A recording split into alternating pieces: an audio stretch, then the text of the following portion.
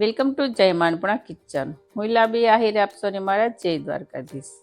તો આજે હું તમારી સાથે શેર કરવાની છું ગુજરાતી માવરાની રેસીપી. આ માવરાની રેસીપી છે ને કાઠિયાવાડમાં લોકો બહુ ખાતા હોય છે. અમે પણ જ્યારે રોટલી વધે ને, જે સવારે રોટલી વધે ને તો અમે બપોરે બનાવી નાખીએ માવરું, અને જો બપોરે રોટલી વધી હોય ને તો સાંજે બનાવી નાખીએ. આ માવરું છે ને અમારા ઘરમાં બધા એને નાના મોટાને ખૂબ પસંદ છે. અને જ્યારે સાંજે રોટલી વધે ને એટલે એનું માવરું સવારે નહીં બનાવવાનું. દાખલા તરીકે સાંજે રોટલી વધી હોય ને તેનો યુઝ સવારે નહીં કરવાનો. દિવસે રોટલી વધી હોય ને તેનું જ આપણે યુઝ કરવાનો. જેમ કે બસેલી રોટલીને આપણે વધી હોય તો આ રીતનું માવરું બનાવી શકીએ, અથવા તો તેનો નવો નાસ્તો બનાવી શકીએ, જેને આપણે બટકા વઘારી શકીએ નાના નાના ટુકડા કરીને. એ રીતે પણ નાના બાળકોને ખૂબ પસંદ હોય છે. એટલે એ રીતે આપણે જે દિવસે રોટલી વધી હોય ને તે રોટલીનો આપણે દિવસે જ યુઝ કરવાનો, બીજે દિવસે આનો યુઝ નહીં કરવાનો.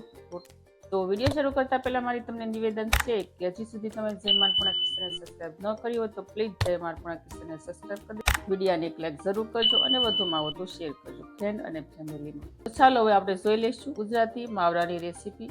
તો સૌથી પહેલા શું કરશું, આપણે આ રોટલીના નાના નાના ટુકડા કરી લઈશું.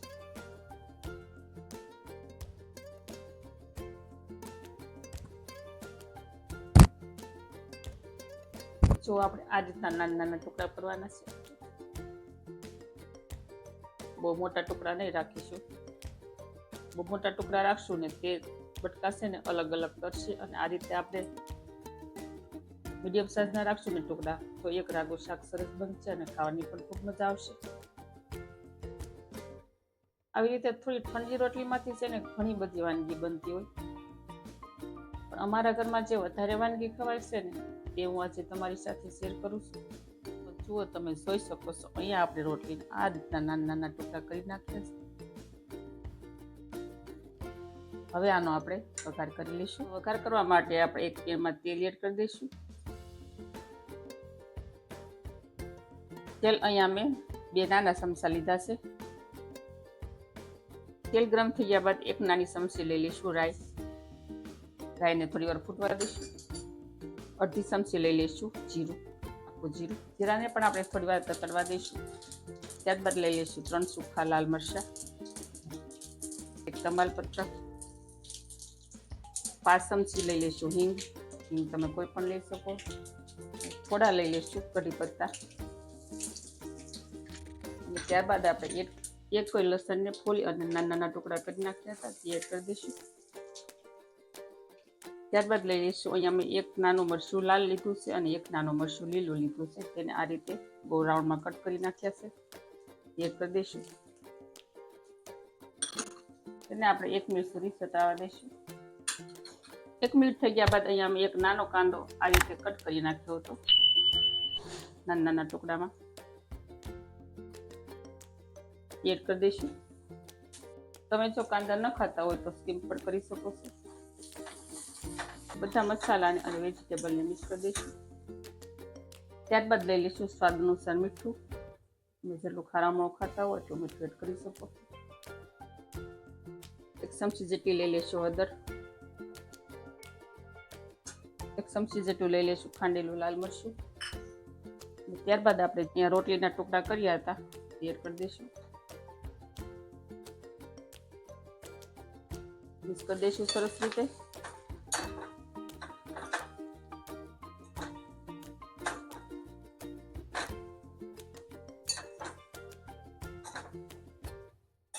થોડું મિક્સ કરી દીધા બાદ અહીંયા મેં મીડિયમ ખાટી સાઈઝ લીધી છે, તે આપણે 1 ગ્લાસ જેટલી એડ કરવાની છે. પણ જો મેજરમેન્ટમાં અંદાજ ન આવે ને તે રોટલીના બટકા બુડે ને એ રીતે આપણે સાઈઝ સેટ કરવાની છે. હજુ થોડી સાઈઝ સેટ કરી દઈશ એટલે એકદમ રસદાર શાક બને.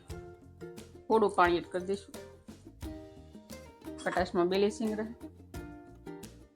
ત્યારબાદ આપણે અડધી ચમચી જેટલું રેગ્યુલર મરચું ઉપરથી એડ કરી દઈશું, કલર સરસ આવે. તેથી ઉપર આપણે અડધી ચમચી જેટલું તેલ એડ કરી દઈશું. તો અહીંયા આપણે બધા જ મસાલા શાકમાં એડ કરી દીધા છે. હવે આપણે આ શાકને ઢાંકણ ઢાંકી અને 5 થી 7 મિનિટ સુધી કૂક થવા રાખી દઈશું. આ રીતે કોઈ પણ આવી રીતે તવીની સાઈઝની થાળી હોય ને તેને આવી રીતે ઢાંકણ ઢાંકી દેવાનું, કૂક થવા દઈશું. તો આપણે ઢાંકણ ખોલી અને જોઈ લઈશું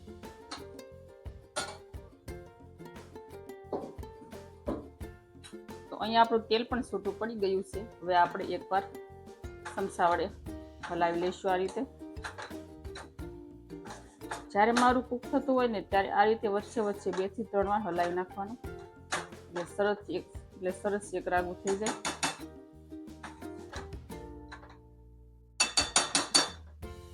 હવે આ મારવાને આપણે તેલ છૂટું પડે ને ત્યાં સુધી હજુ આપણે એને 2 મિનિટ સુધી કૂક થવા માટે રાખી દઈશું. જો અહીંયા આપણું તેલ છૂટું પડી ગયું છે અને આ રીતનું આપણું માવરું સડી ગયું છે. હવે આપણે લાસ્ટમાં ધાણા જીરું એડ કરી દઈશું અને ત્યારબાદ લઈ લઈશું લીલા ધાણા, એ સ્પ્રિંકલ કરી લઈશું, ફરીથી મિક્સ કરી દઈશું.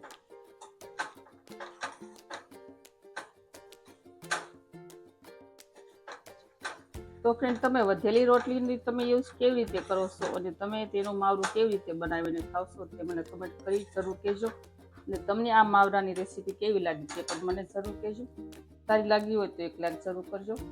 તો અહીંયા જુઓ, માવરામાંથી તેલ છૂટું પડી ગયું છે અને એક રાગું થઈ ગયું છે. હવે આપણે ગેસની ફ્લેમ બંધ કરી દઈશું અને આપણે પેનને ગેસ પરથી નીચે ઉતારી લઈશું. તો હવે આપણે માવરાને સર્વિંગ પ્લેટમાં સર્વ કરી લઈશું.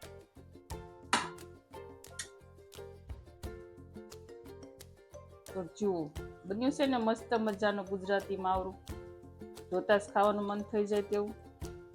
આ માવરાને જ્યારે ગરમા ગરમ ખાય ને એટલે ખાવાની ખૂબ મજા પડે. આ માવરાને આપણે રોટલી કે પરાઠા સાથે નહીં ખાવાનું. આ માવરું છે ને બહુ જ મસ્ત લાગે. તો આવી જ નવી રેસીપીઓ શીખવા માટે જય માનપુણા કિચનને સબસ્ક્રાઈબ કરી દેજો, વિડીયોને એક લાઈક જરૂર કરજો અને વધુમાં વધુ શેર કરજો. તો આવજો, ફરી મળીશું આવી જ નવી રેસીપી સાથે. ત્યાં સુધી થેન્ક યુ. જય દ્વારકાધીશ, જય સિયારામ એન્ડ ધન્યવાદ.